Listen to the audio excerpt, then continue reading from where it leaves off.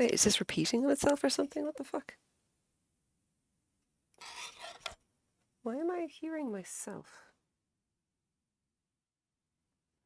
Oh my god, I'm an idiot. Okay, no, stop that. Right.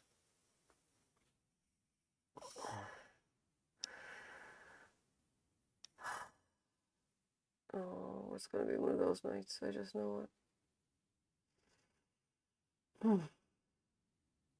It's gonna be one of those nights. Okay. All right. All right. We're gonna do the thing. We're gonna do the thing anyway. Fuck it. Ladies and gentlemen, boys and girls, non-binary folk of all ages, it's Vancouver. It is not 9 o'clock yet, so we're breaking with tradition. I don't fucking care. Today has been kind of an indifferent day at the end of a rather shit week. And I was in two minds about even going on stream, but you know what? We're here. We're here. We're going to do the fucking thing. The world belongs to the people who are willing to get the shit done. So we're just going to do the thing. We're going to make a mug cozy. And I would say you probably can't see, so I'm going to just zoom in. Here. Zoom in a little bit. There we go. We're gonna do the thing. We're gonna do the thing. It's gonna be okay. It's gonna be fine. Because we're doing corner to corner crochet in the round. And I know this is going to take a goddamn age to actually finish, but I don't particularly care at this point. If anyone cares, I started my day by dealing with a puking child. And probably end the day by wanting to throw up myself. But we're doing the thing. We're doing the stuff and also the things. And what I'm currently doing is making a mug cozy using essentially what we would call mini corner to corner crochet in the round. So we are doing half double crochets, chain 2, slip stitch. So doing the blocks, chain 2, set of 2 double crochets, half double crochets I should say, without twisting the hook, slip stitch into the next, continue until bored. This is very slippery yarn. Now, the point of doing it like this is that it produces corner to corner blocks which are obviously half the size of what you would do if you were doing with, say, doubles or trebles. Triples, I should say, not trebles. That's something in the UK. But the downside is that it takes an absolute goddamn age to do. It does produce a very fine fabric, especially when you're working on fingering weight, or this is sock yarn as far as I know. But it does take an exceedingly long time. Hence why I've only got this much done, and it's taken me rather a while to do it. Whereas the other one that I've got, the other mug cozy or travel mug cozy that I made today, took me a fraction of the time because I was using a much thicker yarn and also doing it in doubles, not half doubles, doing full corner to corner blocks. And I mean, you can see that the striping on this is kind of nice, which is something, you know. This is self-striping yarn. I'm not feeling like my usual cheery self, so if I sound like an absolutely depressed asshole, that's because I am. That's how we've been rolling this whole week. So we're just going to continue in this vein. We're going to do the crochet. Crochet makes the world a better place. And crochet for corner to corner stuff is all good. Now, if anyone's curious, what I'm doing right now is the fast throw. And the fast throw is very much a kind of I think it's inherited from English knitting style. I've never quite been able to figure out the historical background of a lot of different throwing styles. As far as I can tell, the fast throw is definitely, it definitely has its kind of evolutionary roots in knitting in some form, and it seems to be very much related to English style knitting, and it's turned up a lot in Irish crochet. But it also begs the question, like, what exactly, like, where did it come from? And because there doesn't seem to be any decent categorization of particular styles of crochet, I'm apparently the only one who's really interested or does a lot of research on it. It really, like, what exactly do you do? Like, I couldn't pin down exactly, like, well, is this particular style a common thing or is it not? Is it related, is it peculiar to Ireland, for example? Is it seen elsewhere in the British Isles? And I don't know. Like, what do you do? I mean, for what it's worth, I have incredibly good Google Foo, but what I don't have is the right keywords to find this stuff out. And considering that I'm usually pretty good at finding just about any information at all online, it's a bit of a kick in the head to not be able to find literally anything about different styles of crochet. And not even having the right keywords to discover information is a major, major, like, drawback if you're trying to do this kind of research. Now, I'm getting some beepity beeps. Do I have beepity beeps?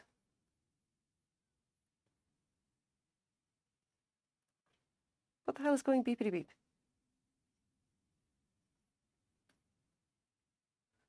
Oh, wait, no, so that's fine. There's beepity beep going on, so okay, it's okay. It's fine. It's fine. There's beepity beeps going on, I don't care. We'll get back to it. Yeah. So doing any kind of significant historical research or whatever on different crochet styles tends to be an absolute pain in the bollocks. It's like, where do you even start with it?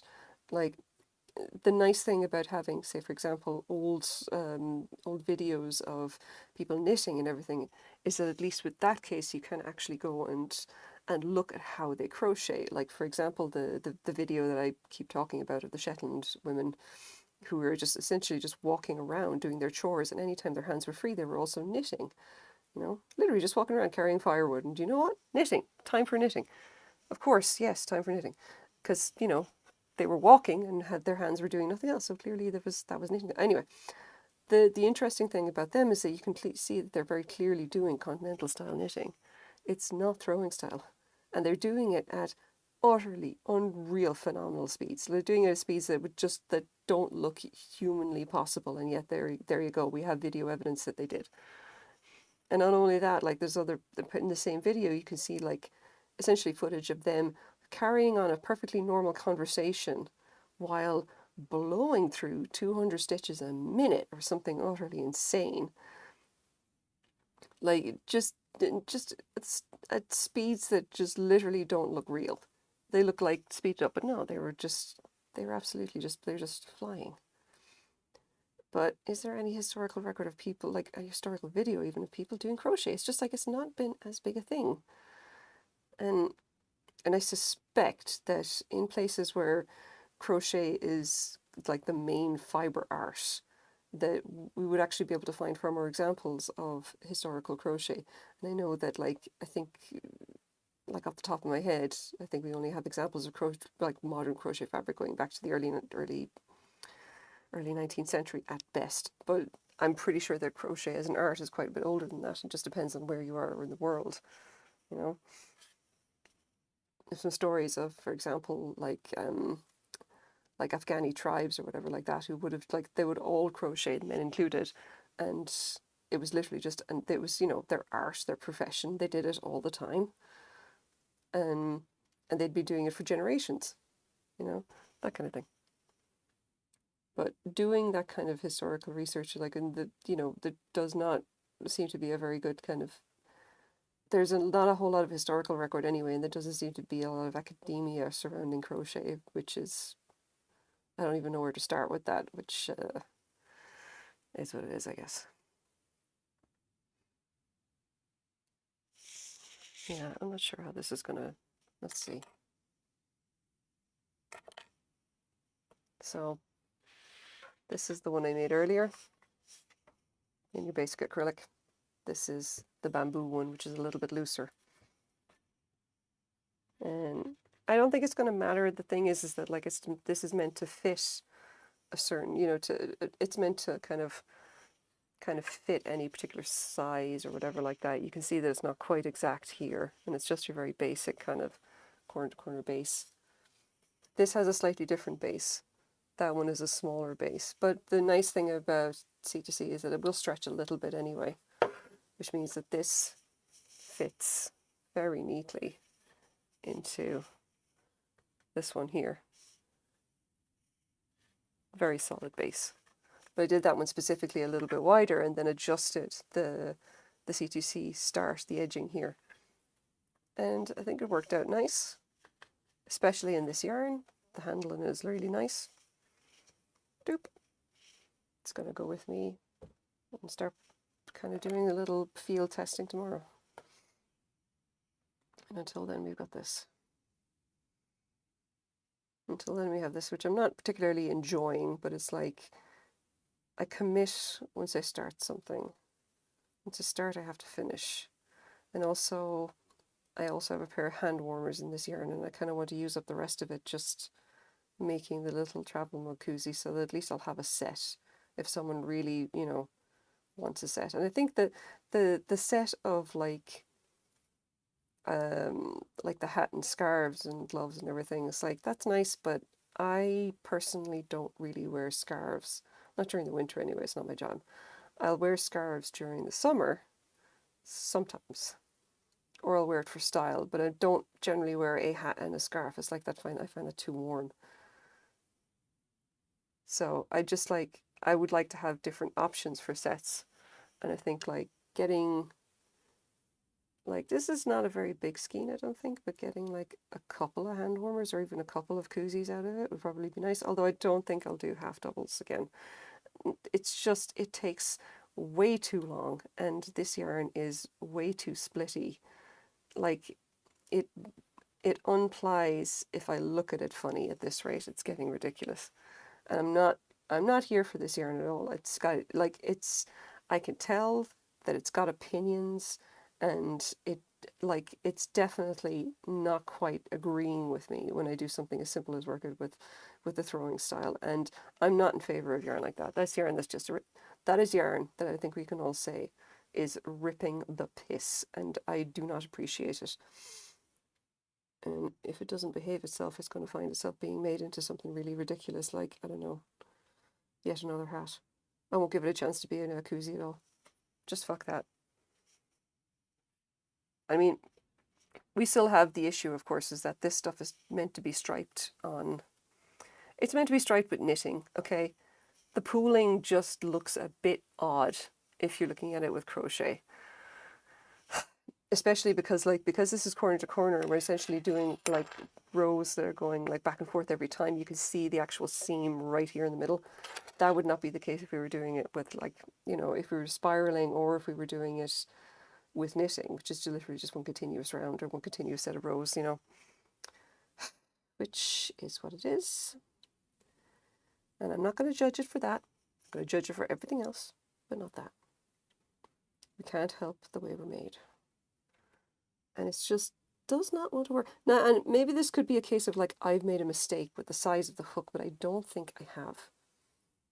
Like, this is super, super thin yarn. This is very, very thin sock weight yarn. And this is a 2.75 millimeter hook. Like, I don't even think I could work. I was doing knife grip earlier, and I was just like, I don't feel hugely comfortable working this particular yarn with knife grip. It's like I was losing it, and it was starting to deply and then split every like 5 seconds, like that. No matter what I did with it, that's gone. Try again. This is what I mean. Like, see, sometimes you're going to get yarn that's just going to be opinionated, and it just, like, it gets ideas above its station, and then bullshit happens. And like, I don't know. I don't think that I don't think I'm going to be working. I don't think I'm happy working this yarn again. Like, I don't want to knit it because I feel that would almost be giving in, you know? I feel like admitting defeat at this point. Like, I can tell that it wants to be knitted. Like, it's got opinions about whether it's going to be crocheted or knitted, and it was very much designed to be knitted, and it seems to be committed to that as a like strategy or whatever, which means it is not on board with being crocheted. And I think that's fair enough. It's entitled to have its opinion. I'm not going to be listening to it. It's getting crocheted whether it likes it or not.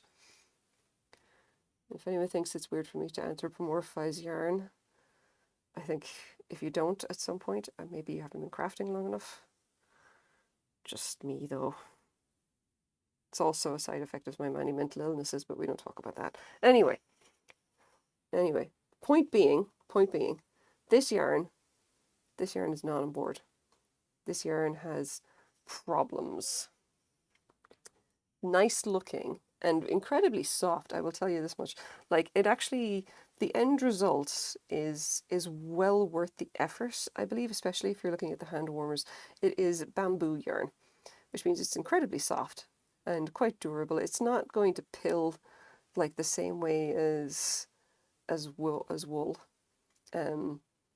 It's not quite as rough as cotton. It's got a certain smoothness to it. And I can see why this would be absolutely perfect for socks. Like, it would be an absolutely stellar piece of, if you're doing socks with this, you'd be doing really well. You'd be making incredibly soft, like warm, cuddly socks. I can definitely tell. I just think that it, like, in no other aspect is it like on board. It's like nah, I'm not here for this. It wants to be knitted. It doesn't want to be crocheted. And I think that the striping actually is designed for socks as well, considering the way that it's pooling right now. I'm not sure what size of sock for what it's worth. And I'm wondering, does it actually matter? But that's what it is, I guess. Oh, come on. Just ripping the piss now.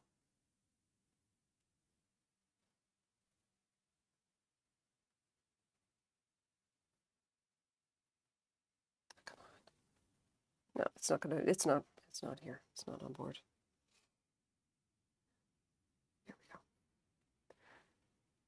we go. Now, I've been looking at doing a bunch of other little patterns and everything.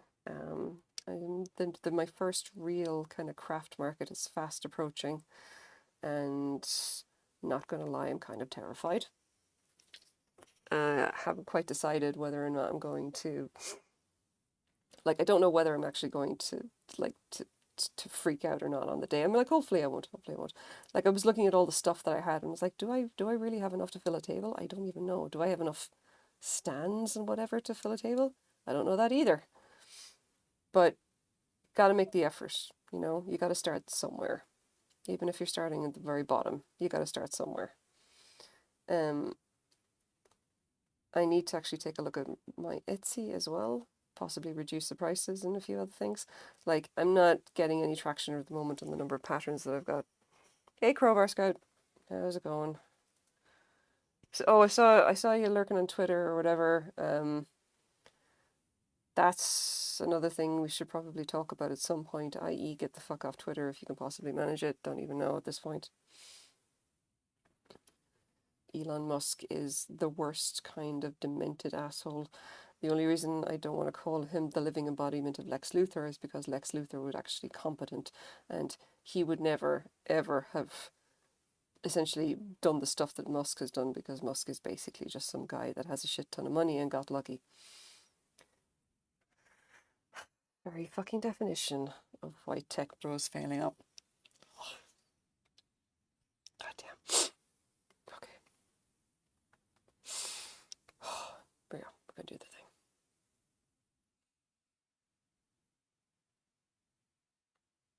It feels like the end of an era, though, when I think about it. No Twitter. Can you imagine? Or Twitter going away. Blood money, emerald mine money. Apartheid money. But that is what it is. Twitter going away. And the worst thing about it is that, like, okay, I know a guy who actually works on Twitter, okay? As of Friday, he doesn't have a job, right? this being Canada, obviously they're trying to work out all the severance shit, but he's given me the inside skinny on a lot of this thing, and is like his personal opinion is that he's going to be surprised if the Twitter servers are even online in 6 months, because essentially half of the infrastructure, like 75% of the infrastructure team, is being fired. And Musk isn't just basing it on like who's done, like who's actually good at their job or any shit like that. He's basing it on who's committed like the most code, like lines of code committed or some shit. And that like is horrific. If you're a developer, you know exactly what I mean. Judging a dev by the amount of code they commit is like has not been a good metric for determining the quality of a programmer since at least, I don't know, the 2000, I want to say. It's like at least the last 10 years, if not longer. We've long since realized that like you're generally judged by the quality of your code, not the quantity. It would be insane otherwise. But Musk is doing that. And by and large, it means that he's firing the people who are essentially working on the most difficult problems, trying to solve the issues that like the most difficult stuff in Twitter. And that includes things like the team running the machine learning moderation algorithms that stop the site from being flooded with hate speech. That kind of shit. Like, he's fired the entire team that does that. They're all gone. There's nobody running that anymore.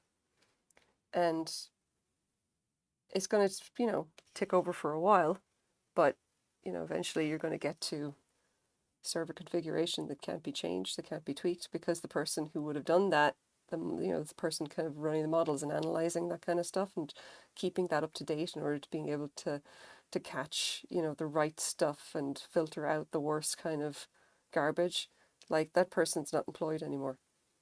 And the people who are doing all the hard work, the guys, the really intelligent people, they're gone, most of them. And that is why I ended up posting on Twitter my last kind of thread. I kind of imagine just says like, prepare for the worst. Don't assume that your account's going to be there tomorrow, because it's entirely possible that it won't be if he fucks this thing up. And I don't even know what to make of it. He's either playing some kind of a weird long game, which I think is unrealistic, considering that like it's far easier to attribute this kind of colossal fuck up to the fact that he's got an ego the size of Jupiter and he's just very, very stupid, entitled white man. But if he was playing the long game, he's definitely fucking that up as well. As I've heard, I'd like for this to tank, him lose money and then see Tesla tank because his assets are tied together. Yeah, that'd be a thing to see. I have a pact with a friend of mine that the day that Elon Musk declares bankruptcy, we are going to have a party. And the two of us, neither of us drink, by the way, the two of us are going to get absolutely hammered. We are going to get blindly shit-faced in his honor for the first time, in my case, for the first time in about 20 years.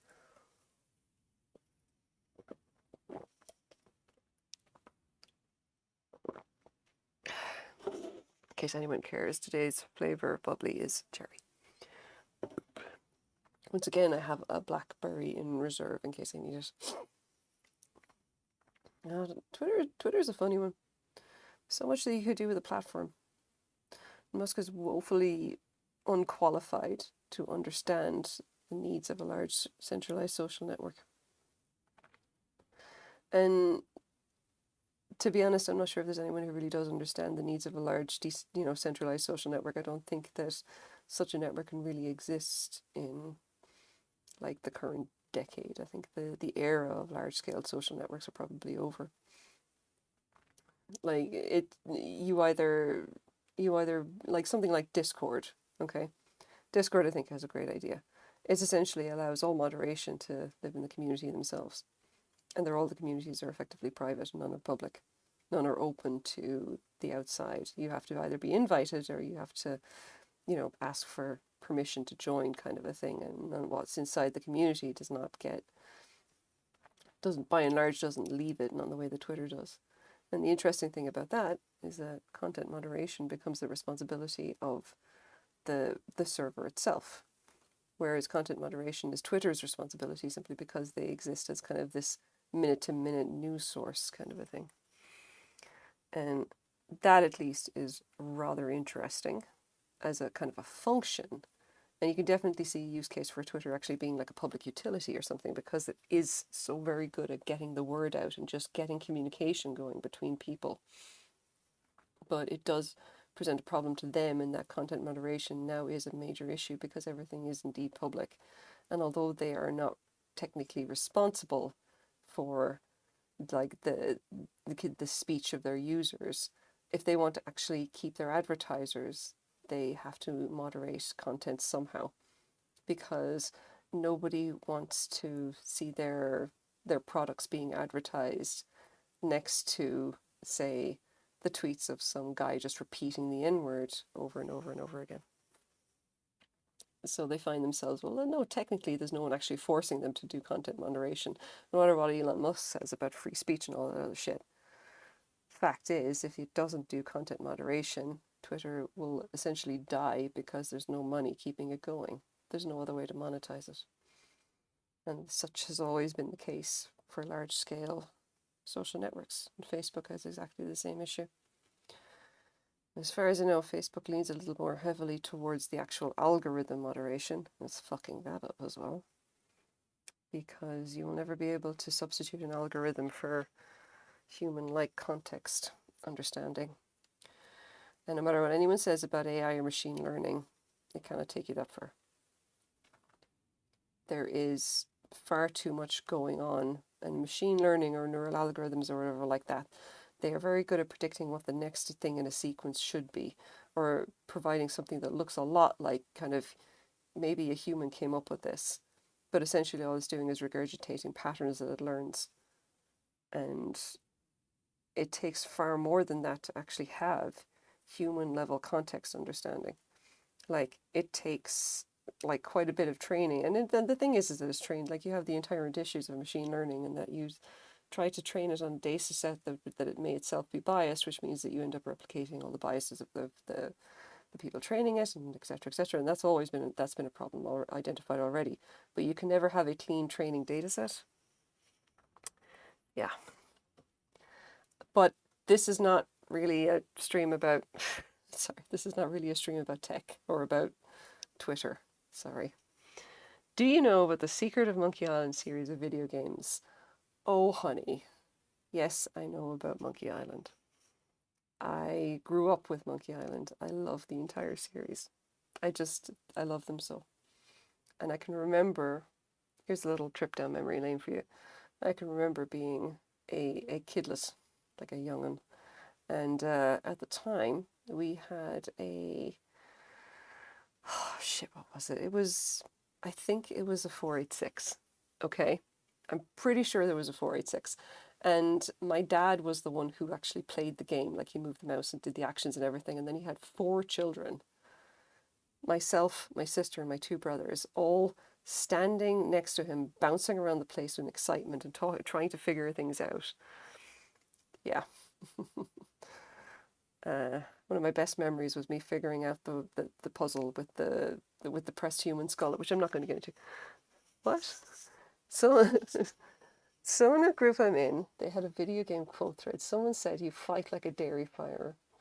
I replied with, "How fitting, because you fight like a cow." Oh my god. Missing the point. Oh, that hurts. That hurts a lot. Like, did someone explain to them? Did no one, like... That's hilarious. I just... Okay. Oh, but still, some of those, all of the Swordmaster posts were really funny, in fairness. Like, but and Guybrush Threepwood doing the insult sword fighting was one of the best parts of the original game. Because they were all just so stupidly cheesy, but everyone remembers you fight like a dairy farmer. It was the algorithm got me, not a person. Yeah. Like, that's part of the problem. It's like, you cannot tell a computer that like you can't really tell the computer what a different, like you can't explain to it the difference between someone quoting or like satire or like sarcasm or a host of other different things which are like may like because you would need to. There's a lot of human beings that don't get sarcasm, okay, and that takes an entire, like just think of how many years it takes a kid or like children to grow up and kind of understand what sarcasm really is or what humor, how humor actually works, kind of a thing. There's no way you can take that kind of understanding and download it into a computer. You need an actual like brain for that, and AI is nowhere near that level. Like there is a big issue with trying to replicate actual human understanding of that kind of crap. It's like the tech just is not there to do it. And I say this as someone who's actually seriously considered what would be involved if I was doing that kind of machine learning, specifically for doing things like auto-generating content and whatever. As a technical problem, I would never implement anything like that, even when I was capable of doing so as a senior dev, simply because I have ethics. And as a rule, I don't ever do that kind of work, because that would probably put a lot of people out of work, or put a lot of people out of business. I don't want people to be able to go off and just like auto-generate like romance novels or shit like that. And I don't care if anyone says they're formulaic or whatever. I don't want to do it. It's possible. It doesn't mean it should be easy. And I'm sure it's all not going to help anybody. Even the best self-driving cars, yeah. And the thing is that self-driving cars is actually one of those things where it really should be better than what it is, but it doesn't, because it's got to contend with everyone else not being a self-driving car. If there was nothing but self-driving cars on the road, I'm pretty sure that there would never be accidents and everything would be made incredibly safe. Problem is that that's not what that is. It's not like that. Every self-driving car has to contend with all the other like human drivers that tend to react in ways that are unpredictable, and that really kind of scuppers their chances of really being good. Like there are too many kind of unknown variables with throwing humans into the mix, so that the computer essentially cannot adjust fast enough, even though the rules of the road are relatively simple. That is something just sitting weird at the wrong time. Yeah, like I don't know if it's ever going to be a thing. Makes me wonder sometimes. One way or another, I don't think we're going to see human cars going, like human drivers anyway, going away anytime soon. But I wish that they would. I wish that like there would be some way of essentially taking large scale things like let's say like highways and stuff like that, and changing it over so that like while you're on the highway, you're expected to be like in the like automated driving mode, and all cars on the highway should have automated driving mode, like, and because they're adjusting, like essentially because the variables in that case are about the simplest possible instance, I would think. I'm not sure. That would be the one instance where I say maybe it could work, and then as soon as you come off the highway, then now you're switching back to like human guided mode or whatever, because that's the one that's most likely to be like, insane, or it's most likely to be like full of unknown variables. At least a highway driving is just like it's going at speed, but that's about it. Like a bird could fly past and register in a white stripe and then do a turn. Yes. Again, context and understanding. It doesn't come easy to computer. You can't program for that. And I think a lot of the time they're doing kind of this, the self-driving stuff is being like driven by machine learning and simply just like doing this kind of genetic algorithm kind of stuff. And that essentially has a lot of potential for being really, really bad, depending on like what kind of training data set you give it, because context, all the training data sets are essentially set up for assuming that like it's a human driver or human understanding is involved, that we will know the difference between like this a red stop sign but an advertising sign that just happens to be the same shape and red, and that kind of thing, because at least this can happen. It's not impossible, that kind of thing. Machine learning is just machine really, really, really being good at guessing. Yeah, this is true. And this is not to say that machine learning doesn't have its uses. It absolutely does, but it's usually under fairly constrained circumstances.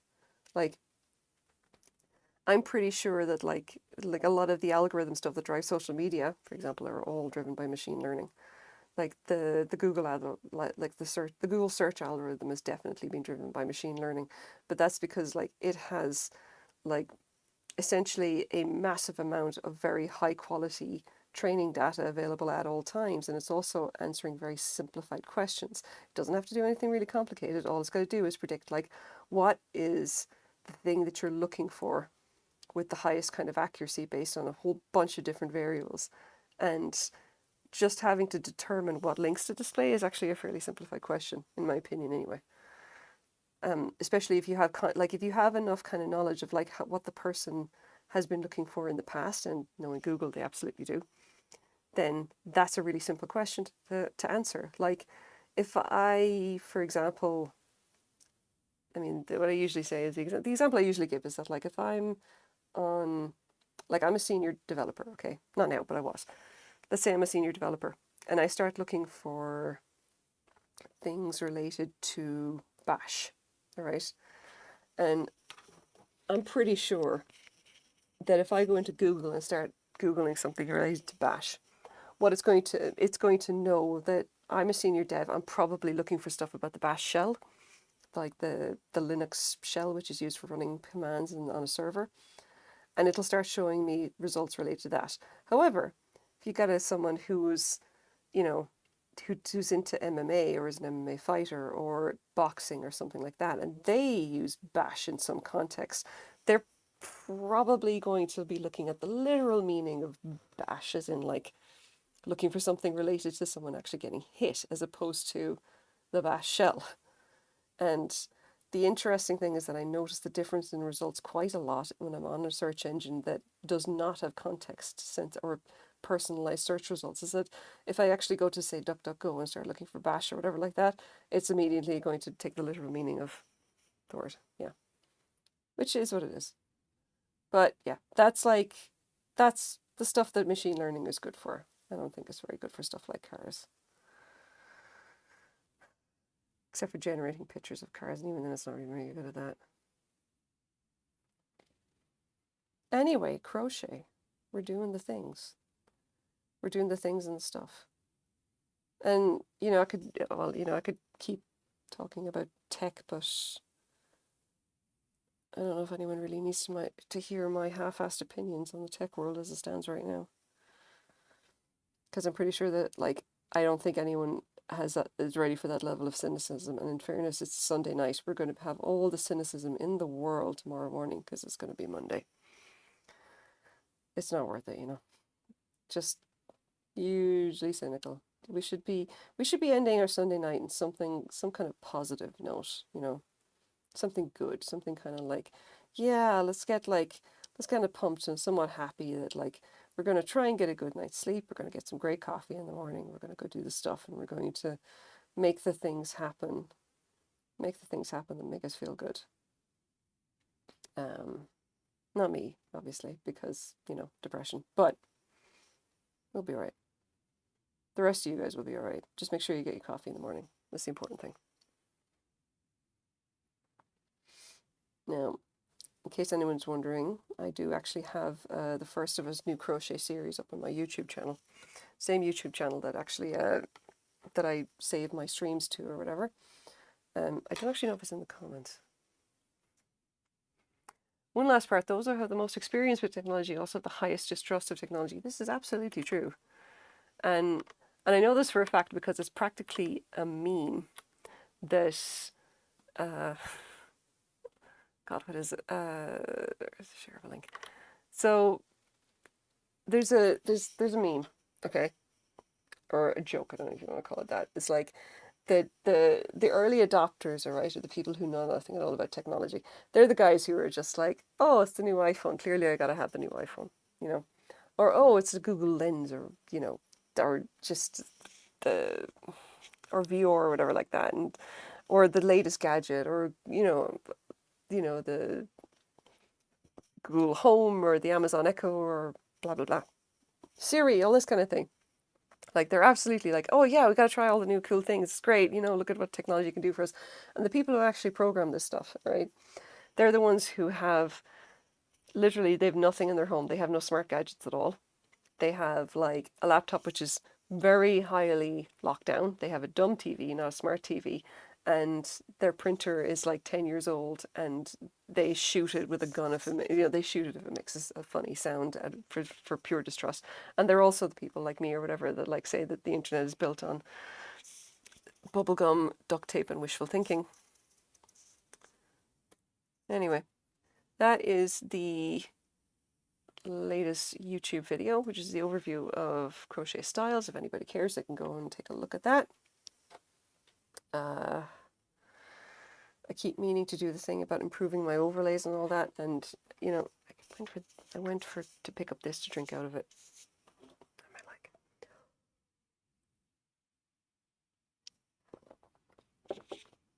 it. The video is just basically me talking about different styles, or should I say bullshitting about different styles. Okay. Right. Do I just... Oh no, I don't want to stitch.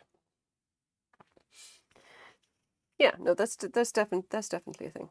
The people who actually know about technology are the people who just like, fuck this, we want nothing whatsoever to do with it. And I can remember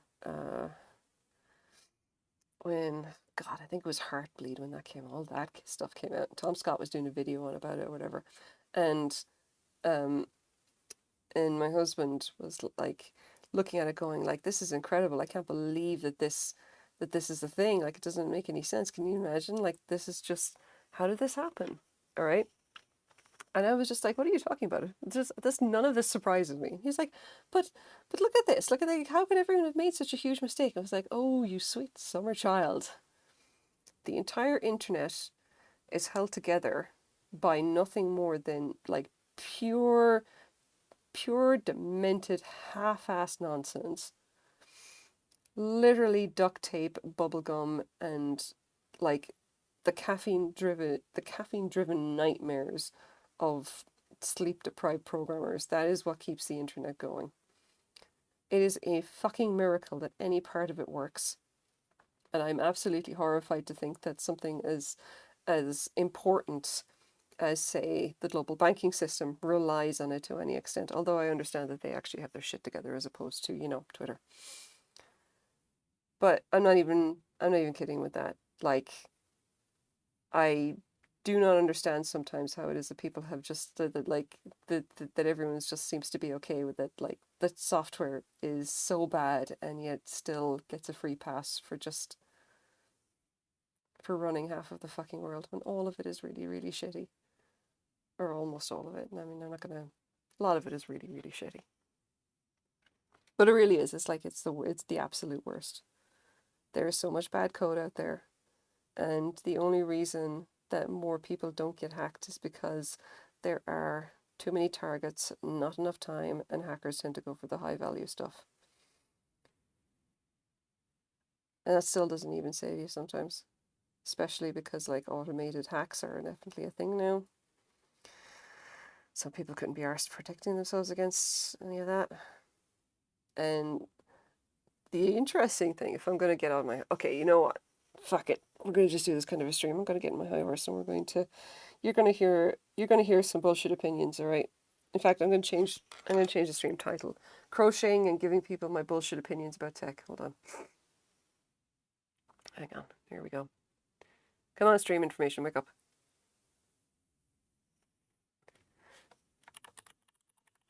Crocheting and giving my bullshit opinion on tech stuff. Right. There we go. All right, good. Now we're accurate. Anyway. Now that I can just justifiably get on my high horse about fucking technology, all right? Let's talk about cryptocurrency. And let's talk about how fucking bullshit that is. All right? Because if I'm going to go on stream and concentrate on this, on whatever the hell this is, I'm going to just like, I got to let the brain go somewhere. The hands can work on their own. The brain's got to do something to occupy itself. So we might as well bitch about cryptocurrency, all right? And I don't know, anybody watching this now or in the future, I don't know if you're actually into cryptocurrency or NFTs and everything like that, but if you are, divest yourself of such bullshit immediately. Do not pass go, do not pass 200, take yourself directly to whatever fucking marketplace you got that shit on that you have put real actual money into, and find a way of getting your money back out again. And I don't care how you do it. Do it. Get it out. It is demented horseshit. It is imaginary math books and you are being scammed. And I want you to just and understand that it comes out from the bottom of my heart, and also from the fact that I was a senior developer with a 15-year career in exactly this shit. Cryptocurrency is like Beanie Babies for the guys who hate new Star Wars because there's women in it. Yes, yes, I've heard it being compared to Beanie Babies several times, and I believe that the comparison is absolutely accurate.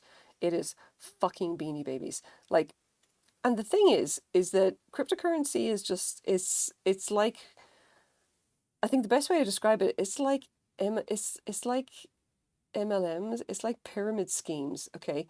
And you know how women are normally the ones that get stuck in it? It's like basically pyramid schemes for men who think that they're too smart. All right? That's entirely what it is. That's what fucking cryptocurrency is. It is pyramid schemes for guys who think they're smarter than they actually are.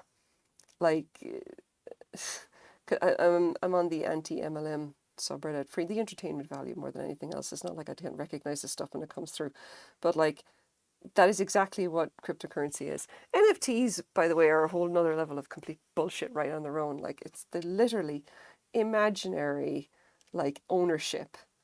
As in, and I still to this day cannot figure out who decided that NFTs might be a good idea in theory or in practice, because they were trying to solve a problem that A, does not need solving, and B, isn't really a fucking problem to begin with because it's already covered by actual, laws and stuff.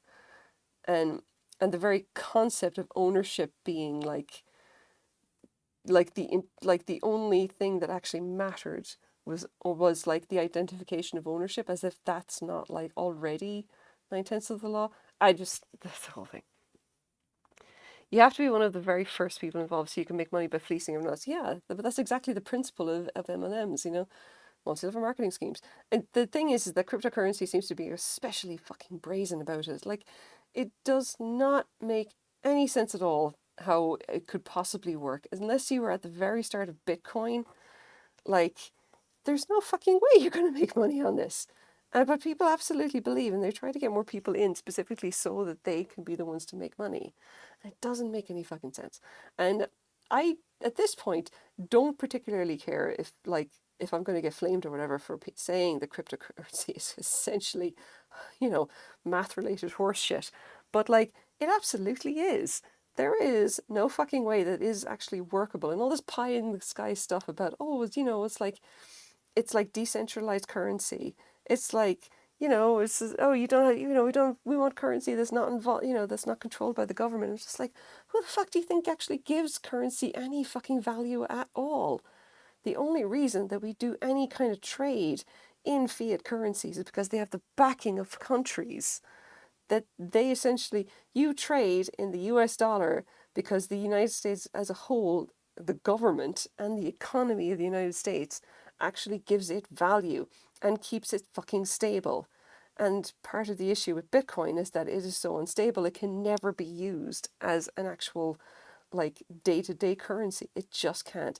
And all of these other things that they keep going through this again, imaginary math and code, trying to solve this issue of making a cryptocurrency stable when it's just never going to happen.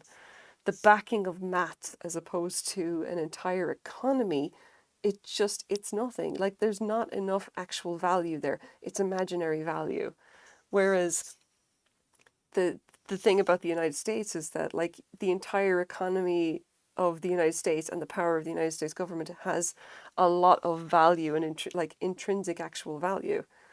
As in, like, the same thing would be like the economy of Canada. The Canadian dollar has an actual value because it's backed by an entire country, and it's stable as a result. And fair enough, there's people on the, with levers on it to try and move the value of it up and down, but you can see that historically the value of major currencies doesn't like jump around a whole lot. Brexit notwithstanding, okay, it's stable-ish. It's only backed by the word of the government, but that kind of counts for more than what you think.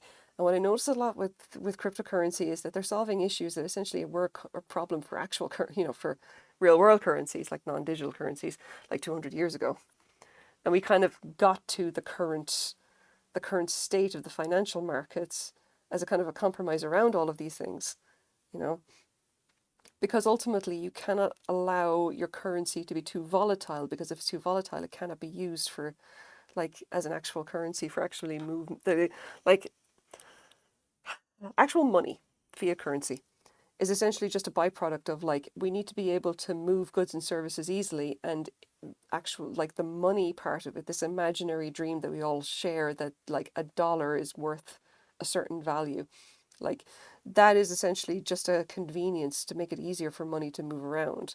It makes it easier for value to be transferred from one person to another. It saves us having to go and like barter for everything, for example, and having to do these complex trades to finally get what we want. Instead, we just essentially use currency as a unit of value and we trade based on that instead. And it becomes like a stand in for all of these other trades that we could be doing in order to get the things that we actually need.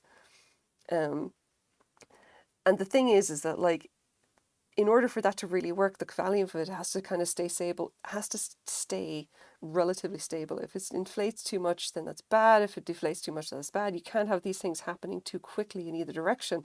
It should be as stable as possible so that essentially like money like the actual value that we're transferring around in an economy can continue to move freely. Because what happens when if something inflates out of control, then value cannot transfer.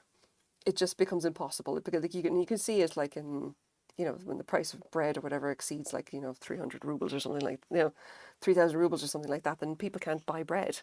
you know the value of bread cannot move. As in the bread that was produced cannot be sold, essentially, because people can't afford it.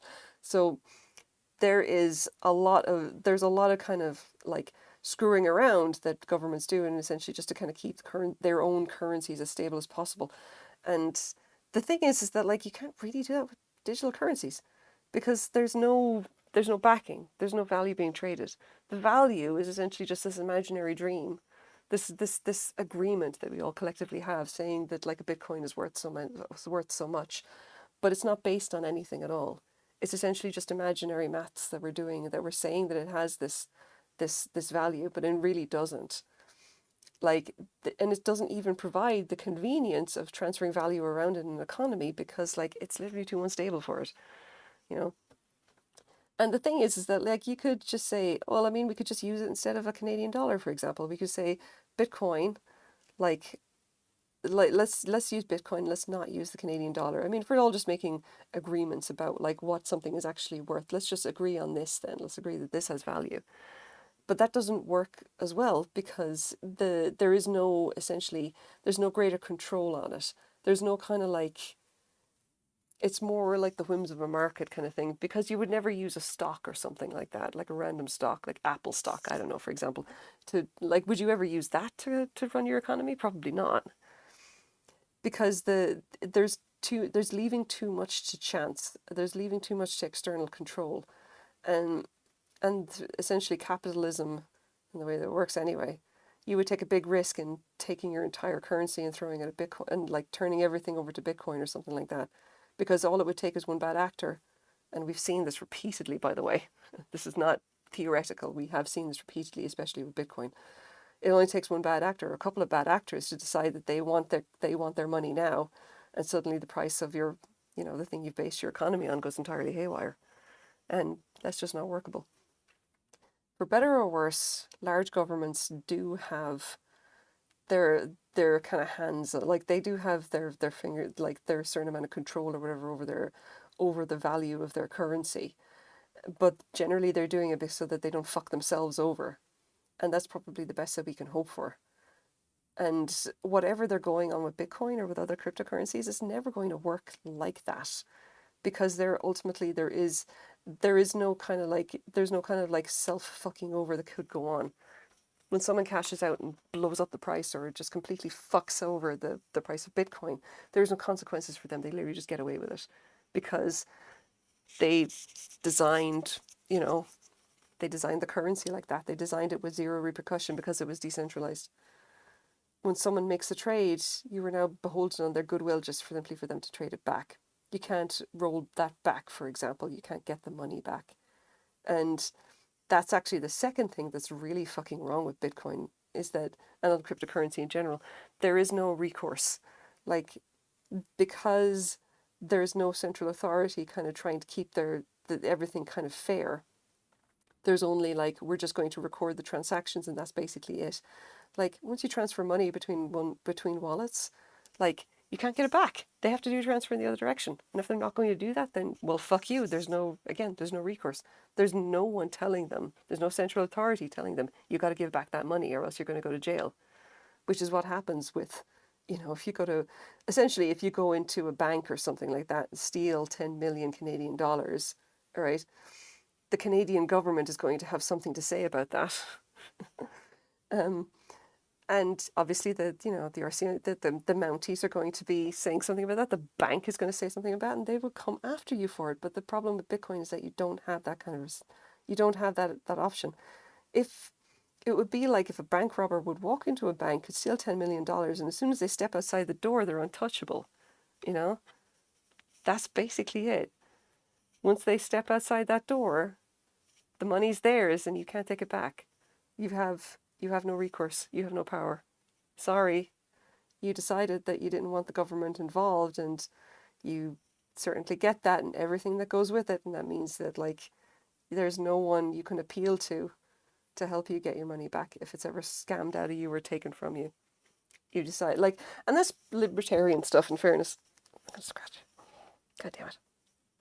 That is like the libertarian dream, which always kind of makes me laugh. And it always kind of makes me kind of like wonder what the fuck is wrong with them, in fairness. That they have this, like, zero government interference in their lives without realizing that, like, your entire society is based on collective effort and collectively agreeing not to fuck each other over in the pursuit of greater goals, like, raising kids, living a good life, and, living comfortably, kind of a thing. And as soon as you find that, like, well, okay, if you're libertarian, then you don't get the benefit of, say, for example, nice roads, police department, firefighters, water and sewage, like, you want to be an island. Well, okay, you're going to be an island with all that entails. Like, have a think about that for a second. I don't know. Libertarians are just Republicans who want to smoke pot. I have heard that before. Yes, accurate. They're all in favor of small governments and not even really thinking about what that entails. And the one thing that I always remember about libertarians is that is it Ayn Rand? I can never remember how to pronounce her name. The one who wrote Atlas Shrugged, She was the one, essentially, the grandmother, whatever, libertarianism. She was on social security at the last part of her life. There was a libertarian city county. Was, yeah. I'm going to say that's a big kind of past tense right there, clearly. No, cryptocurrency is another one of those white tech bro things. It's like, you never thought to think about whether you should do that. Just thought about whether you could, whether it was a good idea. And now, without ever considering the implications of it, or like whether it would actually be good, And it's devolved at this point into, it's basically white tech bros scamming other white tech bros out of their cash, and a certain amount of it just vanishing into the ether. Essentially, all of them just playing these dick swigging contests, and then eventually one of them loses, and there's out, like, thousands of dollars. Oh well. Sorry, guys. Better luck next time. Turns out you're not the one on top. Oh well, yeah. Like forest rangers for the bears that live nearby, and sanitation workers. Oh, hold on. There was a libertarian city county. It fell apart because no one wanted to pay extra for stuff the community needed, like forest rangers for the bears that lived nearby, and sanitation workers to move garbage, and then the bears invaded. If you have a link to that, please link it in chat. I would be very interested to read it and laugh. Mostly laugh. I'm not even kidding. Like, yes, that is obviously a thing. Bears. You need bear-proof stuff. Definitely a big thing here in Canada, in BC.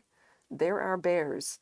I have seen at least one bear on the highway when I was driving up to Whistler at one stage, and let me tell you what, that was an experience for my pasty Irish ass.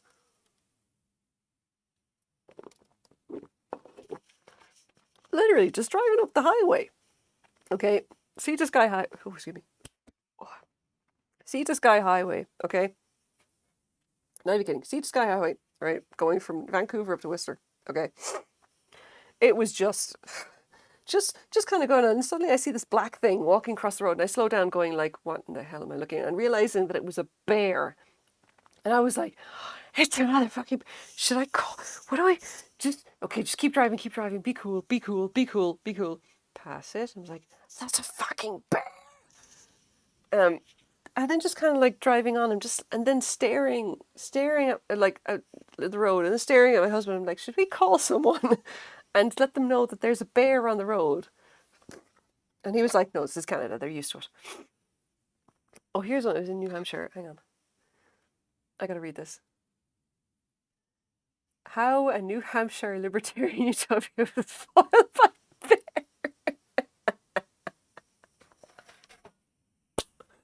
Woo!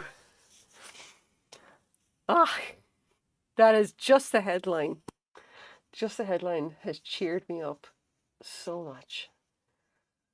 And the tagline. Seriously, this happened. You should absolutely read about it. I absolutely will. I'm just,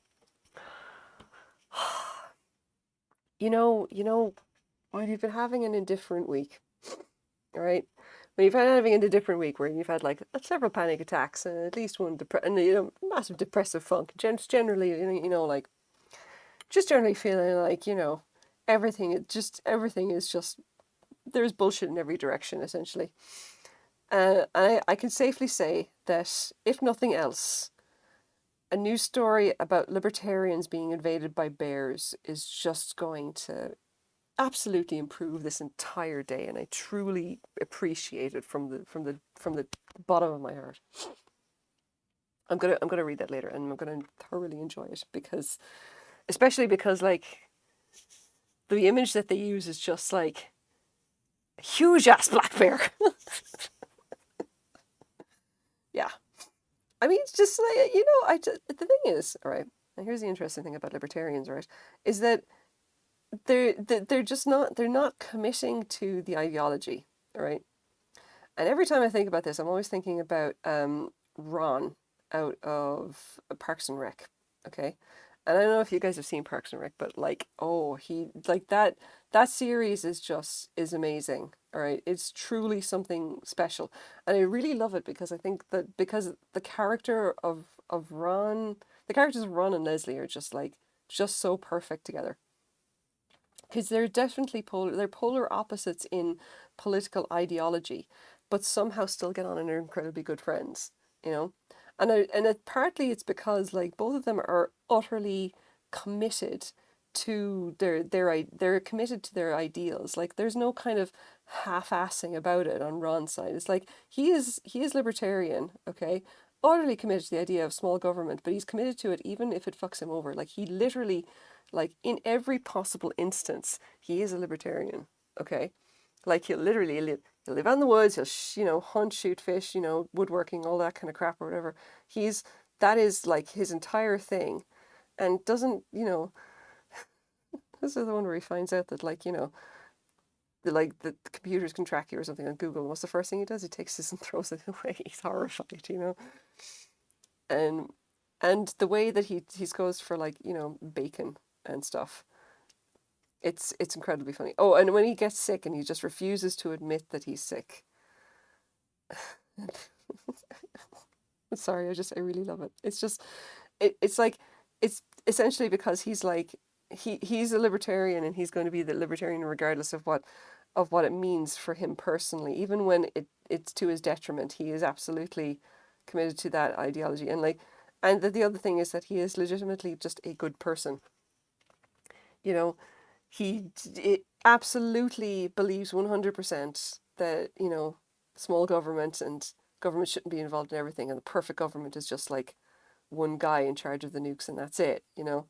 But is still a good person and cares about his coworkers, and you know and genuinely gets on with them and gets on great with Leslie, the one who absolutely believes the government is the solution to everything and that government can do great things. And yeah, and I just, everything about the series is just perfect and good. I loved it so. Loved it so. Schadenfreude does help me on occasion with my depression attacks. Yeah, I know. What I know is that so many dude bros love the character of Ron Swanton, but the actor is very democratic, and lots of them got accepted about. Yeah, I kind of feel that they must completely miss the point of them. It's like, dude bros, I think, don't really understand Ron Swanson as a character, you know? If I'm going to get, into the kind of storytelling kind of aspects of it, it's just, he's like, I think maybe they would maybe might get pissed off about it because I think they would probably tell that Ron Swanson would think they were fucking morons, you know? That Ron himself, if he was an actual real person, would have nothing to do with them because they're obviously idiot dude bros. Yeah. But and yeah, and Nick Offerman is very democratic. Very like Ron Swanson in many ways. Not libertarian or whatever. But yeah, super democratic. And they can get upset all day, every day. Who gives an entire shit? But I mean, the like Ron Swanson again, he was playing something too extreme. It's very much this kind of like this satire of libertarianism. It's like playing it up to the nth degree. Like because he's a true believer, or Ron himself is a true believer. But I mean, that's neither here nor there. It's like if more libertarians were like that, I would actually be on board with it because Ron utterly 100% is entirely about like he's about free speech and he's about like people's rights and all this kind of stuff. And there's none of this horse shit where like, you know, God, the libertarian thing of like, oh, vote Republican, but don't let immigrants in or any of that kind of crap. I don't know. Everything I know about the Republicans makes me want to just like back away slowly without making eye contact. So the less said about that, the better. But I mean, it's just like the cryptocurrency stuff. I don't think it's going to go anywhere. I've seen so many suggested implementations of what it could be, and it's still just it never really kind of lives up to. It doesn't live up to its promises in any way. And the really stupid thing is that cryptocurrency itself is like, no, I mean, fuck it. It's essentially all just maths, and it's become nothing more than a kind of an expensive way for idiot white men to lose money, effectively, just like MLMs for idiot white women, Controversial opinions time. Oh, yeah, we're having that kind of a night. But the thing is that NFTs actually do have potential as as an implementation of the blockchain, because I don't want to get I'm not going to get technical about blockchain kind of stuff, but like cryptocurrency and NFTs are basically they're built on the same the same kind of technology underneath that, the kind of idea of a blockchain, like an advanced, essentially a ledger that a one-way ledger that can't be faked, because the maths essentially for writing to the ledger mean that the previous entries can't be faked. And aren't some of the suggested implementations actually things already? Well, yeah, you see, this is the problem with NFTs as well. Like, they're essentially solving a problem that doesn't exist because it's already solved for in many ways. And the idea of owning a digital file is nonsense, you know? Like, the implementation of NFTs as, like, you own this digital picture, this collection of pixels. And, like, that on its face is just fucking ridiculous, It really is. It's horse shit, and you can see it with the way that like NFT artwork tends to be so like basically terrible. I want to say, because they're entirely interested in just churning out as many different variations of it as possible. They're literally it's really clear in that case that that's just a scam to get money out of people. But this idea of like ownership of a digital file is fairly, well, I mean, apart from it being fairly fucking stupid, you can't really like own you can't essentially claim ownership of like something that can be infinitely copied with almost, yeah, right click save as, because something that can be trivially copied, it is very hard to claim ownership of it. Like, there's a reason that copyright exists, okay? And it's exactly what that is. That's already a solved problem. Copyright is the solution. It's not a great solution, in fairness. It's pretty, half-assed solution in many ways, but essentially it admits that like we cannot control like who owns the literal digital file itself. We can control who owns the copyright or the right to make copies and the right to reproduce it. Okay, and the thing is, it's an entire body of law going back off the top. Wait, hang on, off the top of my head, 300 years. Because it comes from English common law, about like how copyright actually works and things like how plagiarism can be worked and derivative works and transformative works and all this kind of thing. And that exists regardless of whether you have a digital signature saying you own something or not, because, all of that existed prior to there ever be computers. So the idea of like an NFT being like this kind of this signature that with the key, essentially it becomes like a digital signature, and only you have the keys, the private keys to unlock the signature or whatever. And that essentially means that you own the thing. But that doesn't really mean anything on any kind of level. It's not like you can stop someone from copying it and you don't own the copyright, because actually owning the copyright to a particular like thing, image, there's actual law regarding how that gets transferred and who actually creates it and who owns it, and whether something is a work for hire or whatever. And doing things like transferring copyright is fairly like that's not a trivial thing, unless you are actually having copyright transferred to you. Like then owning an NFT is meaningless. But if it's not if you are already getting the copyright officially transferred to you, then having the NFT doesn't get you anything more in the eyes of the law, because the eyes of the law of the body of law surrounding copyright and how copyright is enforced by the actual like legal system, the judicial system or whatever, it goes through civil courts. Like that is the thing that actually matters, not like this digital signature. This is essentially just like this extra thing saying, oh, I own this, but it just doesn't really mean anything because it's meaningless from a legal perspective. And it's literally just like, here, you own this digital, like this little list of ones and zeros and this randomized sequence of numbers and letters which constitutes a cryptographic signature. Congratulations. It doesn't actually stop anybody from copying the file. You don't know the copyright. It's not like you can sue them, because again, you need to have the actual copyright in order. You have to be like the copyright holder in order to actually do that kind of thing, or have the rights assigned to you in some way to act on behalf of the copyright holders. And it's like, why would you bother? You only this, but only this group of people. Yeah, you get a little entry in a database, somewhere saying, hey, this person, this user account owns this NFT or some shit. And like, that's fucking great, man. Like, that's worth nothing. It's literally worth nothing. It's a fucking random sequence of numbers and letters. Like, that said, there are implementations of that could actually make sense. So for example, someone was saying that, like, if you wanted to do things like do trading, or if you could have like, have NFTs in games and people could like, trade them and whatever, and trade items and blah blah blah. And I'm just like, okay, in theory, yes, you could do that. In practice, why would you?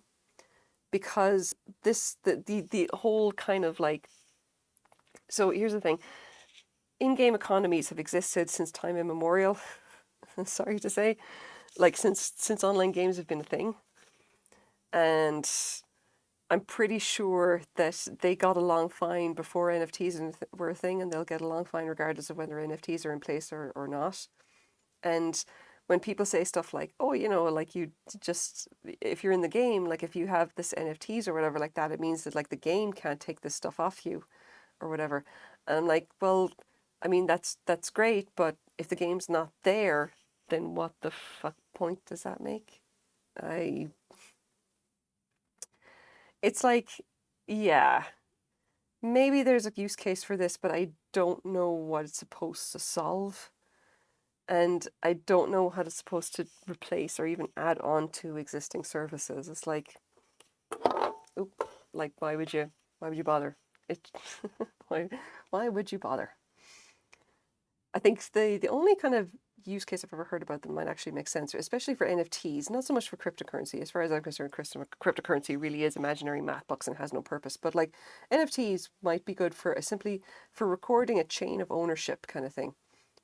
So you know like who owned what in historical record. Because again, the ledger, like the blockchain ledger, whatever, like that is a forward write only. Like it doesn't allow for modifications, and anyone is capable of actually checking the ledger.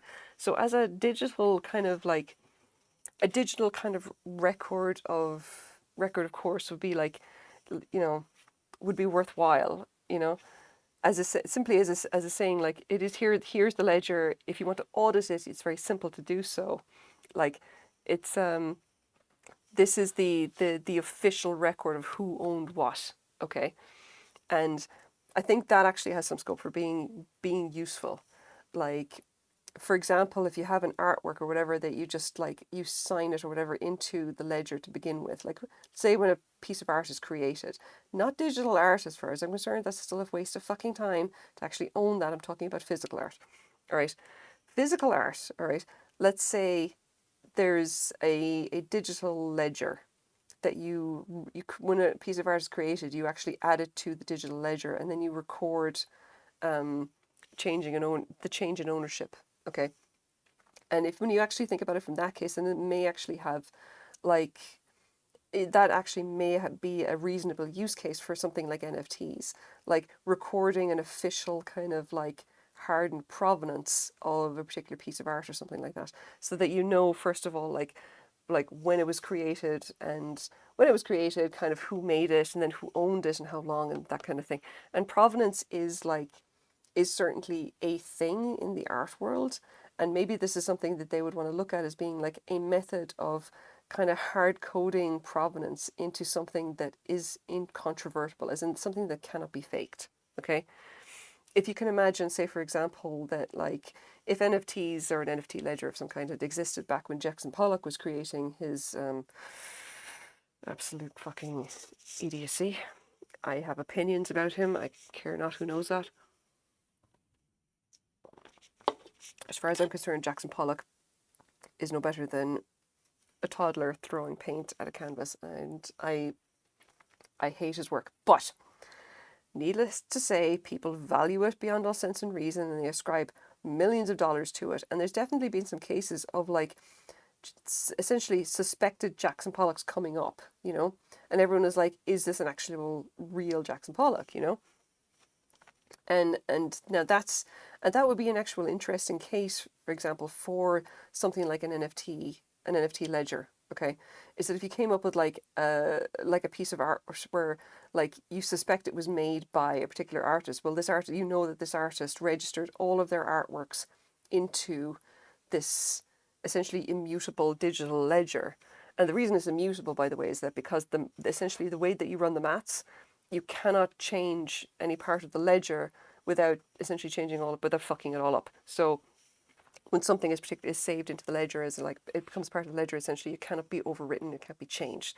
Everyone gets a copy. Everyone essentially shares a copy of the ledger, and transactions are written onto the ledger by everybody. Okay, and this the protocol is complicated. Anyway, long story short, the way that it works is that due to fucking strange maths, the like of which I don't fully understand because it's cryptographic and it's probably only a handful of people in the world who truly understand what's going on there. Cryptographic maths means that when stuff is written to the ledger, it's written there for good. It's immutable, which means really easy to audit. So if you had something like Jackson Pollock or whatever, who had all of his works registered into the digital ledger when they were created, and then their chain of provenance was kind of recorded every time as well, you could essentially just like essentially refer back to the ledger and say like, well, we think that this piece of art or whatever showed up in this location, and is there a record of it in the ledger? Where did it come from? And like, where was it lost at some point? When was the last record of it? And then you essentially compare against that, try figure out if that's actually the real thing or not. It may be something that just like helps to determine like authenticity, okay, of valuable artworks.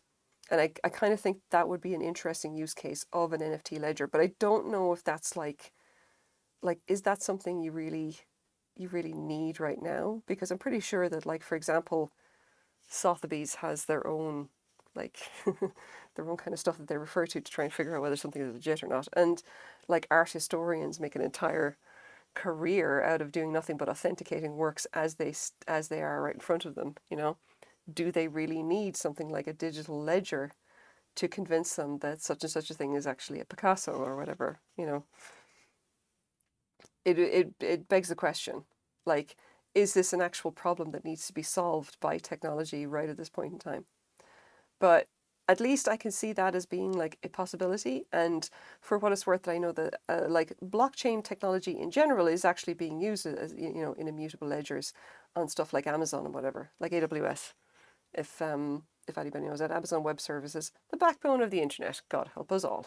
But it has stuff like that. It has like immutable ledgers based on blockchain technology, not cryptocurrency. Okay, they're essentially just ledgers that are designed to be audited and are known to be immutable. So they're very useful for financial kind of stuff. And I know this because I worked with them at one stage when I was a web dev. And if you think you know hell, trust me, you do not know hell until you have tried to set up API integrations between Lambdas, like another Amazon system, and Amazon's immutable ledger without everything going completely fucked up. Like, there's several levels of hell underneath that, and I have great respect for anyone who can do it at this point, because I'm pretty sure if I ever do it again, I'm just going to have a nervous breakdown and you guys are never going to see me. I'll just, like, they'll commit me to a mental asylum. I'll spend the rest of my days staring at the wall going, it'll be funny. Well, I mean, for me, possibly. I don't know about you guys.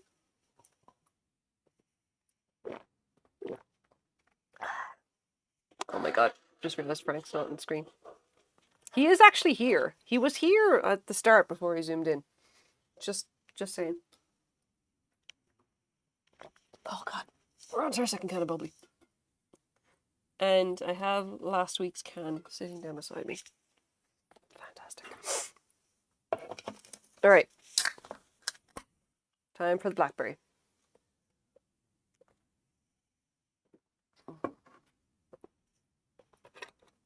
I don't know if Twitch has rules about drinking on stream.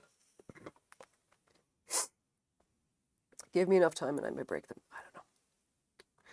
I know bubbly is non-alcoholic, but I swear to God, it has been that kind of a week. And I have like 2 bags of... oh shit, it was last Monday, wasn't it? It's oh fuck it. Monday was Halloween. Oh my god, I gotta actually tell you guys about Halloween. All right, yeah. So listen. All right, listen. My neighbor, okay, I love her to bits. She's great, all right. She's a lovely woman, all right. She's this very older Russian lady, all right. Barely speaks English, but she absolutely loves my kids, all right. I'm constantly bringing like the bread and stuff over to my house and co-op for all the members, and there's a whole kind of like, I do a whole bunch of volunteer work and everything like that. She thinks I'm the bee's knees, so every once in a while she'll give me chocolate for the kids. And on Halloween, right, she gives me these 2 giant bags of something that looks like chocolate. She's like, oh, that's really nice. She says, no, not for the kids, for you. And I'm like, Maria, what are you fucking talking about?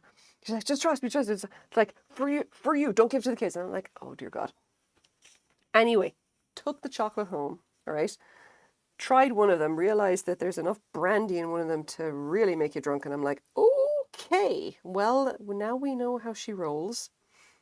I'm not sure how to take this. I'll probably say thank you next time I talk to her.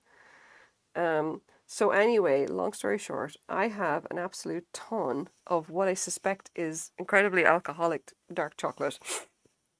And I don't know what Twitch's rules are, but I could very easily get absolutely hammered on stream. I mean, if I feel like it, I'm not sure yet. I'm still wondering about this yarn and about what I'm doing, but mostly about the yarn. But yeah, AWS. absolutely would not remember, like I would not recommend AWS, but only because I wouldn't recommend like any kind of dev work. If you actually are involved in the tech community, like in the tech industry in any way, shape, or form, I invite you to get the fuck out now before it ruins you, before it actually just tears out your soul and makes you hate yourself and makes you want to throw yourself into traffic. Just go, just get out. Seriously, just don't. AWS is probably the least shit thing in the internet, which is why it runs almost everything. Like, and don't get me wrong, Amazon is a big company, and it's it's got all of the horribleness that goes with large capitalistic companies, all right. But you may thank them for AWS because AWS at least kind of works most of the time. Other kind of cloud related stuff I'm not even sure of, but AWS is fairly reliable. And that from, just for one, and I'm just going to say that, like, I just want to say that's me saying that, and the person who absolutely understands that the internet is just literally wishful thinking and bubblegum, but like AWS is actually kind of more or less, it's stable, like they learned a lot from having to keep the Amazon website online. Okay. Like Amazon and Google. Now, Google has long since, given up the whole thing of don't be evil. Like, they are evil. But they're still fairly good about staying online, which is about as much as you can hope for. Facebook, by the way, are run by an absolute bunch of clowns. I have no idea how they're still up. Like, they're absolutely, like, bubblegum and duct tape holding them together. Apple are the dark horse. They employ very competent people, but they're also about their own kind of little sandboxes. They're not really an open kind of like we're open for business for the internet at large. They do their own thing in their own little world, and they kind of stay away from everybody else, so they don't really count. I don't remember if people have gotten drunk on stream before. Watching my friends. Well, the night is, well, I say the night is young, but who am I kidding? It's like 10 past 10 here. Yeah. So Microsoft have the benefit of being the longest in the game, and that's also to their detriment as well. But they've been essentially through every possible iteration of being like on top and on the bottom. And I still have no idea how it is they haven't gone bankrupt yet, but they have a lot of staying power, you know? They're weird, and they seem to have somebody who knows what they're doing in charge and calling the shots right now. Because them acquiring Skype and then developing Teams was probably one of the better ideas they've ever had. Everything to do with their games division, however, is crispy fried dog shit. I have no idea what they're doing with the Xbox. But their actual work stuff is like, yeah, no, they actually have some fucking notion of what they're doing. Like, Slack is like Slack kind of came out of nowhere and became like this huge thing, and then I think Microsoft kind of figured out that they needed something similar and finally got Teams up and running, and they integrated that with Outlook and all this other kind of office stuff. And once they saw what Google was doing with Google Docs, they kind of got their head around that as well. And it seems that someone's finally figured out that their big strength is in like providing like decent productivity tools to offices or whatever. And like that is, they've finally got basically someone playing to their strengths, so there's that. That's great. Google, heap of horse shit. Would not recommend.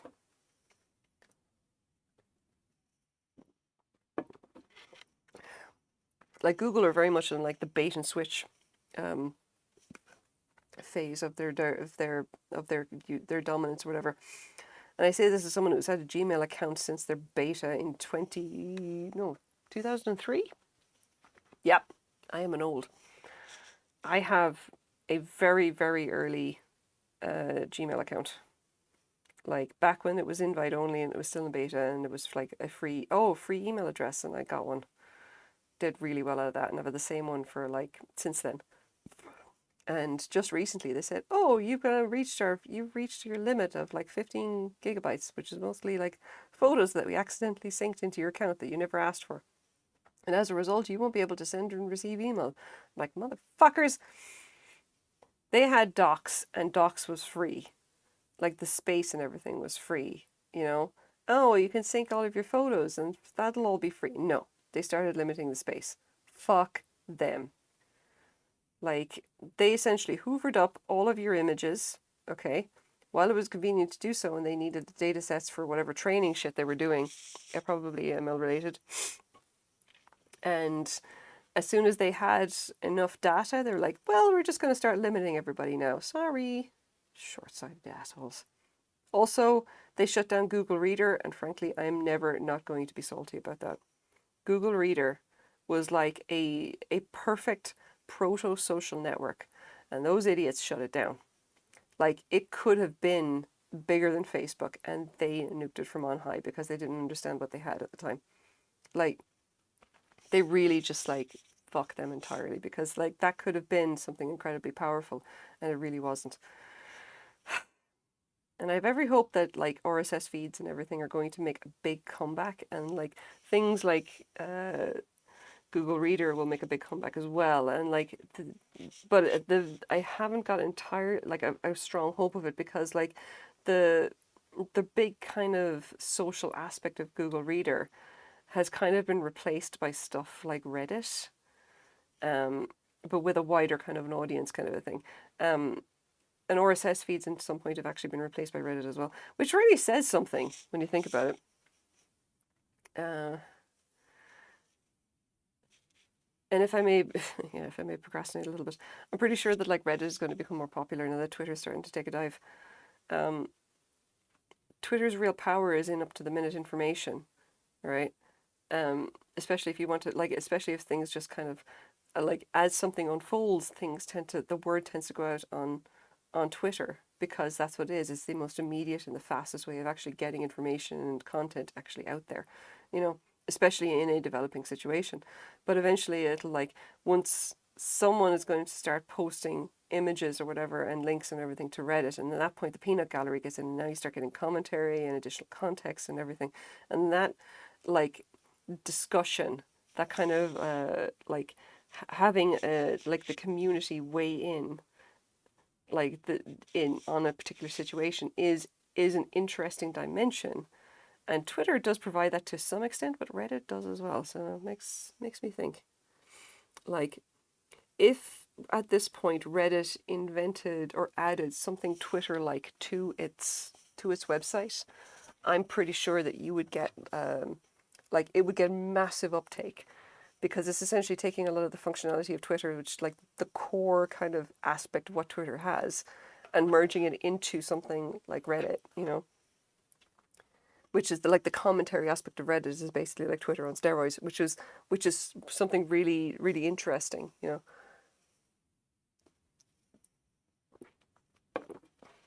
know. Fucking pie in the sky stuff.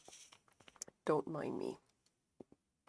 This is the kind of thing that I start to think about when I'm allowed to essentially start rambling on about tech-related bullshit.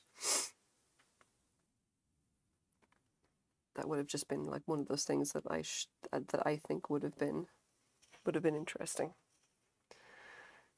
And I definitely think that, like, private social networks are going to become, like, a thing. It's like private, like, user curated social networks are going to become much, much bigger. Things like Discord, things like where essentially specific communities can organize and self-moderate. That is going to be a huge thing from now on, and it's largely because, like, the issues of doing large scale content moderation for a single centralized, like, organization essentially become untenable after a while. It's like, it's not a whole lot that you can do about that, but the money involved is ridiculous, and I don't think that, like, there's not enough money and things like advertising to support it. Social media instant replies have two big parts that stick out to me and how they've changed things. First was the plane crash in the Hudson. People got the info out and coordinated boats and rescue operations before officials got on the scene. Yes, that Hudson landing was something else altogether. You know, like, that's the thing. It's like, essentially the boots on the ground or whatever, and getting the word out is absolutely phenomenal and that kind of thing. You know, um, and like, then what do you? then what do you do? It's like, then what happens when people are all in these private networks? Well, how do you get the word out then? Like, how does that work? And second is the movie Year One, Jack Black and Michael Cera. It fucking sucks. I've never heard of it. What's Year One? Should I look it up? It's not something like The Social Network, because it's another one that I haven't seen because frankly I do not have the time or patience to watch anybody pretending to be Mark Zuckerberg, not even Mark Zuckerberg himself.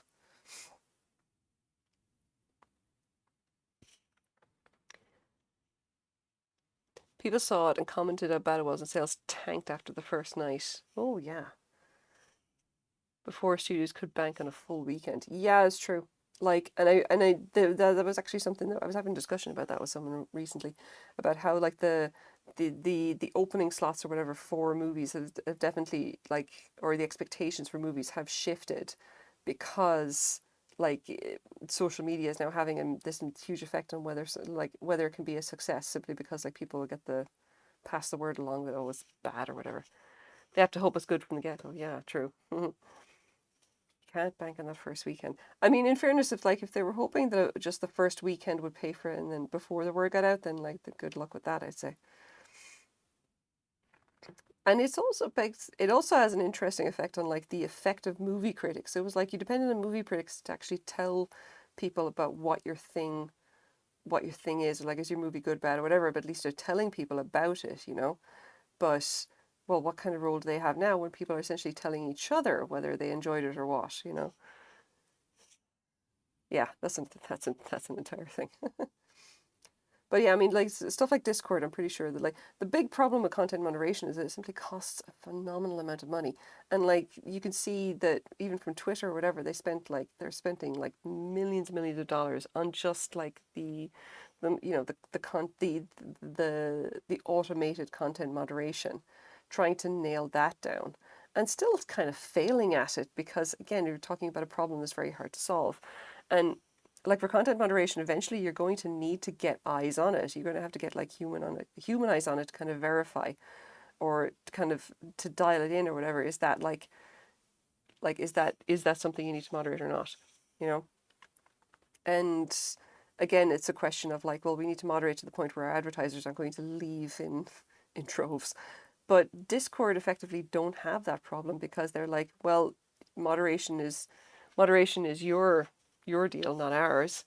And they don't make their money back from advertisers. They don't need to please like advertisers who are trying to reach a particular customer base. So they essentially don't need to worry about moderation. They can live entirely in the spirit of Section 230 of the Internet. They're not responsible for their users' like speech. Okay, um, they make their money from like boosting, like essentially for the extra stuff that they add to Discord from like boosting servers and all that kind of thing. And obviously that business model is working out for them, you know. I mean, maybe they'll change it in the future. They seem to be doing okay right now, which is definitely something. Um, I know a couple of servers that like, oh yeah, people just do the boosts on the servers and everything to get extra stuff on them, which is nice. But I mean, it's kind of like Twitch kind of has the same issue, you know.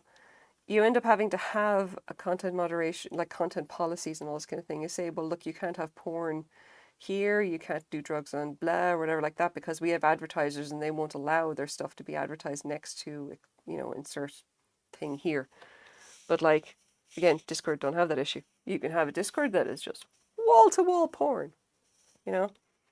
And again, this is like again two-edged sword. You're going to have stuff which is absolutely fucking wrong, and Discord like we'll have to maybe think about that at some point. Like, what are their servers actually being used for, and are they still liable for something like, say, if child pornography shows up on a Discord server, are they legally liable for that kind of thing if they can detect it at all? I don't know, but like that's probably the way things are going. Like you either have to have very good content moderation, and you have to kind of just accept that you're going to be sinking a shit ton of money into keeping it like in check at least, or you're going to do something like you're something like Discord. Yeah, you kind of don't get to have it both ways. Not if you like if you live in advertising, then you're going to have to sink money into content moderation of your user actions. Which I don't know, is what it is. Now let's just do a quick check. Is this the same size? I think it's a little bit bigger. Because we are actually crocheting here. I'm not just like making stuff up here. I'm just like, I am crocheting as well. I think maybe I need another like 2 or 3 rows and then we're good. Because if I pop my cup back into this is what it looks like currently. And this stretches it a little bit. You can see. But if I take my, just so you know, this says Langara student using Langara is a college here in Vancouver. I have never been. I picked the cup in a thrift store because I'm cheap and it's good. Like this cup has served me well all the time I've had it. Okay, so let's see. That's our base. Pretty good. Yeah, I think I'm just going to need like 1 or 2 more rows.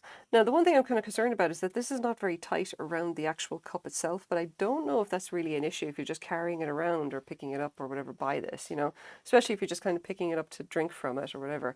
Like you're going to pick it up by the, like, by this part. So if it stretches a little bit, that's probably okay. Yeah, I think maybe 1 or 2 more rows and then I can start on the handle and call it good. And then maybe I'll get off stream. I'm just, because I'm tired, you know. I'm tired and it's been that kind of a week. And of course, I want to go read about libertarians getting invaded by bears. Okay. All right, let's do it. Finish this roll. Let's say do another 2. And it's only 10:30. Or 10:30. 10:24. I don't know.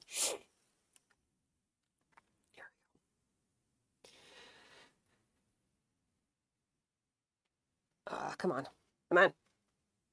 I should probably put this over here so it's not casting a shadow. Once again, we are still in low-tech mode. I keep meaning to get like proper overlays and all the other kind of crap.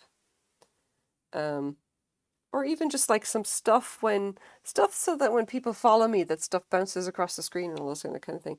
Or maybe like a better camera, because this camera is, wait, I'm going to show you. Yeah, this is what it looks like, and it's fucking potato quality. Just look at how fucking buzzy this is. It's fucking horrible. And that's because I don't even, oh god, did I even get like, I probably was muted. I probably accidentally muted myself. Like as soon as I swapped over to that, I'm pretty sure, hang on, did I do it? No, it's still, okay, that still works. All right, never mind. No, yeah, there we go. So that is literally the only thing that I've managed to do. Okay, I've managed to get like a scene where he shows my webcam. Okay, and I was super proud of myself for being able to do that much. And technically, I need to do this other stuff, like, you know, put all these overlays in and all this other kind of shit from like, what's the Stream Elements or whatever. And can I? Probably not, because like I'm ridiculously bad at this and get very overwhelmed by tech, and I end up just like going, oh fuck all of this, I'm just gonna go and do some crochet instead, because crochet is easy. Crochet is easy, and figuring out Stream Elements is hard. But I mean, yeah, I'm gonna have to at some point. Oh, come on. God damn it.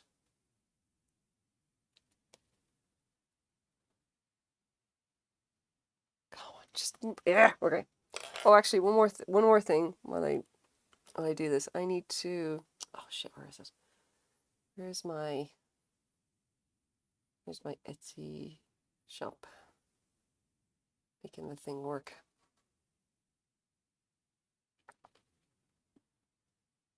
I did actually add this properly to my Etsy store. I don't think I actually updated it, unfortunately. So I'm going to put it in here. Paste. Okay.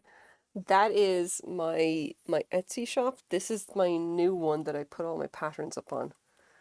Um, I'm just pretty sure that it's super fucking basic, and it's just like I've got no kind of like I've got no sales or anything yet, and that's kind of pathetic. I know. I've only got three patterns up and I was charging $5. Like five Canadian dollars, $5 Canadian a piece, just for my market bag patterns.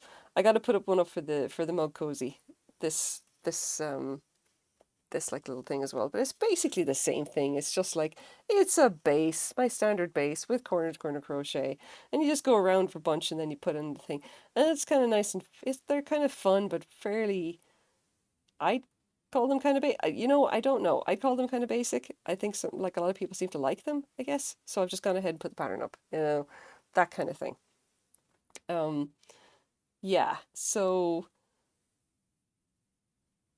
yeah, I have an Etsy store with with crochet patterns, and I should probably do something about actually publicizing them. It's like more than I actually do. I don't really right now, or I should really just kind of try and figure out what like just some basic kind of business stuff, which is things like, oh hey, like what should you sell them for? I don't know. Um, what keywords should you use? I also don't know because I'm sort of bad at all of this kind of stuff. I'm entirely making it up. Yeah, I don't know. I have crochet patterns. I swear I'm an actual real like crochet designer. I'm not just kind of making this shit up or anything like that. I do actually do crochet for a living, even if I do it badly. What did I do there? Did I? Yep, I managed to split it at the start of the row. And you know what? I'm not going to rip it all back. I can't. We're just going to continue. Fuck it. It'll be fine. Like, I'm just going to hide that mistake and just continue because, like, it is way too late in the game for me to be ripped back a row, and not when this yarn is clearly not wanting to be worked in any way, shape, or form. Oh, son of a bitch. Okay, continue. Yeah, so it's like I'm trying. I'm actually doing my best to be like a proper designer. Um, yeah. If you're on Etsy, follow my shop or however that works. I don't know. If you're into crochet, follow my shop. If you're not into crochet, follow my shop anyway. Then at least, I can post stuff and you can like favorite it and just yeah, I don't know. I don't know how it works. Just like I should probably try and do more promo of that, and I don't even know what I'm doing at that point. But like I've tried doing the Etsy ads and they're not working, so make it that what you will. But it's fine. We're gonna do the thing. We're gonna do the thing. We're gonna do the thing stuff. And I got my first proper craft market in like 3 weeks' time. And somehow I got to have like some Christmassy related shit written, like ready for it. And I don't know if I really do. I just know that I have a whole bunch of stuff made and I have no idea what I'm going to sell. I'm going to price it as low as possible. Don't really know what I'm doing. It'll be okay. It probably won't. I don't know. I don't know. I don't know. It's, wow. Okay. Oh, fuck this. Okay, just, well,